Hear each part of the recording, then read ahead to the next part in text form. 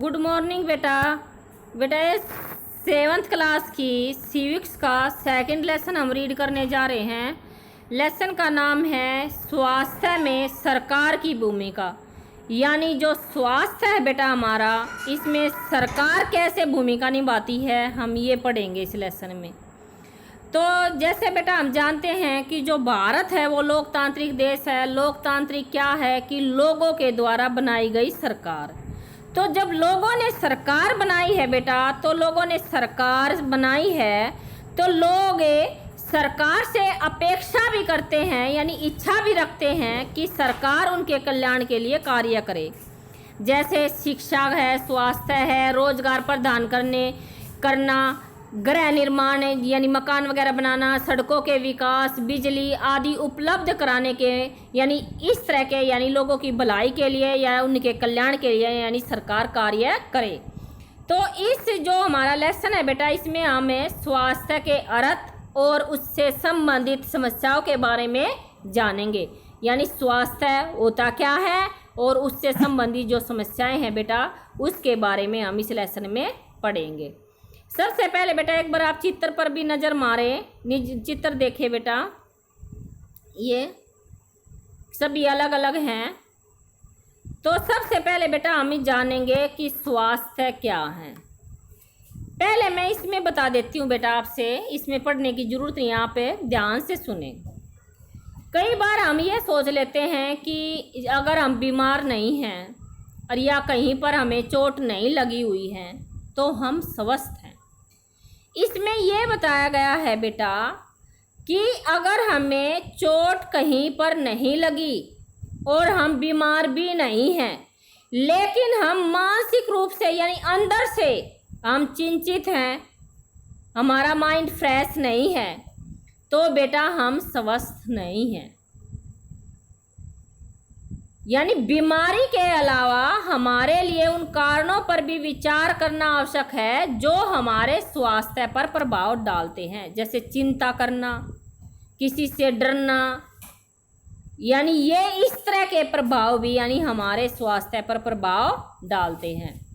और ये हमारा कब बिगड़ता बेटा, उदाहरण के लिए यदि लोगों को पीने के लिए स्वच्छ पानी और प्रदूषण मुक्त वातावरण मिले तो सामान्यतः स्वस्थ रहेंगे।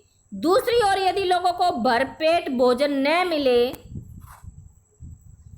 और घुटन भरी अवस्था में उनको रहना पड़े तो बीमार होने की संभावना अधिक रहती है, यानी स्वास्थ्य खराब होने की संभावना अधिक रहती है। तो हम सभी चाहते हैं कि बेटा हम जो भी कार्य करें वो चुस्ती से करें। ऊंचे मनोबल का अर्थ है बिल्कुल साहस के साथ करें, हौसले से करें, स्वस्थ होकर करें। चिंताग्रस्त होना, सहमे रहना या डरे रहना बेटा ये स्वस्थ जीवन के लक्षण नहीं है। हम सबको तनाव मुक्त और प्रसन्न रहना चाहिए, तब ही हम स्वस्थ रह सकते हैं, जब हम तनाव मुक्त और प्रसन्न रहेंगे। तो ये थी बेटा आपकी स्वास्थ्य की डेफिनेशन।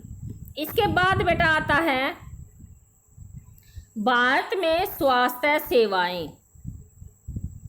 भारत में स्वास्थ्य सेवाएं के कुछ पहलुओं का यानी ये नीचे तालिका दी गई है बेटा, इसको भी एक बार देख लेते हैं कि भारत में जैसे संसार भर में, ये असाइनमेंट के क्वेश्चन है बेटा, मैं आज आपसे यही करवाऊंगी। सबसे ज़्यादा आपको पता है कि जो स्वास्थ्य सेवाएं हैं सबसे ज़्यादा ये डॉक्टर हैं। जैसे भारत में बताया गया है कि संसार भर में बेटा भारत में ही सबसे ज़्यादा चिकित्सा महाविद्यालय हैं, यानी पूरे संसार में भारत एक ऐसा देश है जिसमें सबसे ज़्यादा चिकित्सा महाविद्यालय हैं।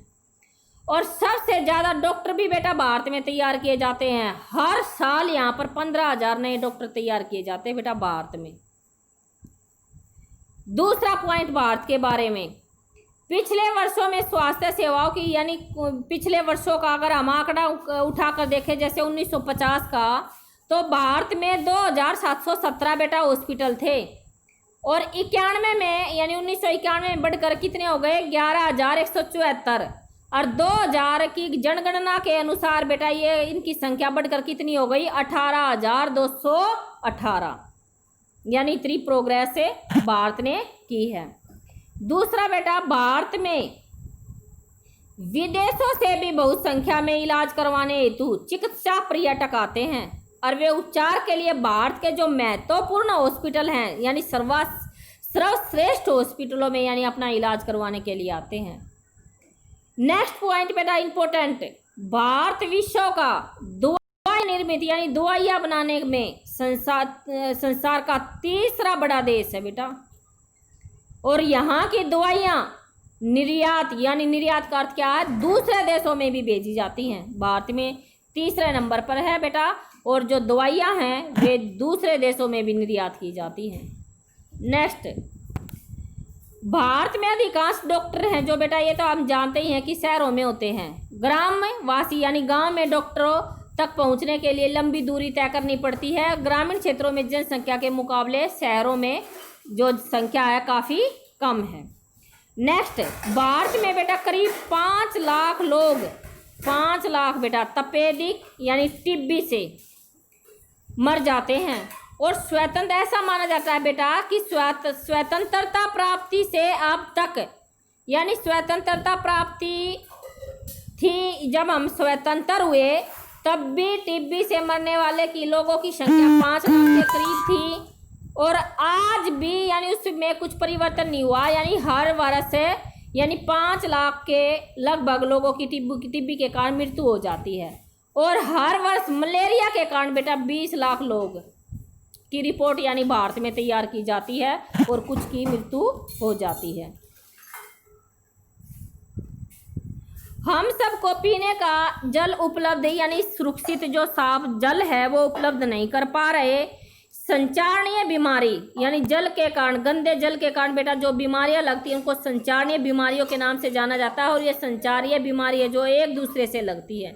और इन बीमारियों में से 21% जल जनित होती हैं, जैसे हैजा, पेट में कीड़े वगैरह, और हेपेटाइटिस। ये बीमारी बेटा जो पानी के से लगती है और एक दूसरे से लगती है। ये संचारणीय बीमारियों का उदाहरण है, हैजा, पेट में कीड़े वगैरह और हेपेटाइटिस। भारत के समस्त बच्चों में से आधों को खाने के लिए बेटा पर्याप्त मात्रा में भोजन नहीं दिया जाता, इसलिए कुछ बच्चे हैं जो अल्प यानी कम भोजन मिलने के कारण मृत्यु का शिकार हो जाते हैं। तो ये था बेटा कुछ इम्पोर्टेंट बातें थी हमारी। इसके बाद है बेटा बीमारियों से बचाव और उनके उपचार के लिए हमें उचित स्वास्थ्य सेवाएं चाहिए, यानी जो जैसे संचारणीय बीमारी वगैरह हैं क्या चाहिए, जैसे स्वास्थ्य केंद्र होना चाहिए, हॉस्पिटल होना चाहिए, परीक्षणों के लिए यानी जांच पड़ताल के लिए प्रयोगशालाएं होनी चाहिए, एम्बुलेंस की सुविधा, ब्लड बैंक, मरीजों की आवश्यक सेवा के लिए देखभाल करने के लिए यानी भाई नर्स वगैरह होनी चाहिए बेटा, योग्य डॉक्टर होने चाहिए, विशेषज्ञ यानी अच्छे विशेषज्ञ भी होने चाहिए जो अच्छी राय दे सके। ये परामर्श का अर्थ होता है बेटा राय, रोग की पहचान कर सके और इलाज कर सके। मरीजों के इलाज के लिए हमें आवश्यक दवाइयाँ व उपकरण यानी यंत्र भी चाहिए बेटा। जब हम बीमार होते तो अपने इलाज के लिए हमें इन सब चीज़ों की यानी ज़रूरत पड़ती है।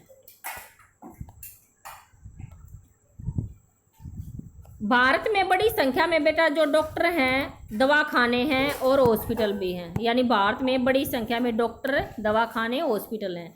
देश में सार्वजनिक स्वास्थ्य सेवाओं को चलाने का पर्याप्त अनुभव ज्ञान भी उपलब्ध है। ये ऐसे चिकित्सालय और स्वास्थ्य केंद्र है जिन्हें सरकार चलाती है, यानी सार्वजनिक स्वास्थ्य केंद्र कौन से होते हैं जिनको सरकार चलाती है, और सरकार अपनी जनसंख्या के एक बड़े भाग की देखभाल करने में समर्थ है जो सैकड़ों और हजारों गाँव में फैली हुई है।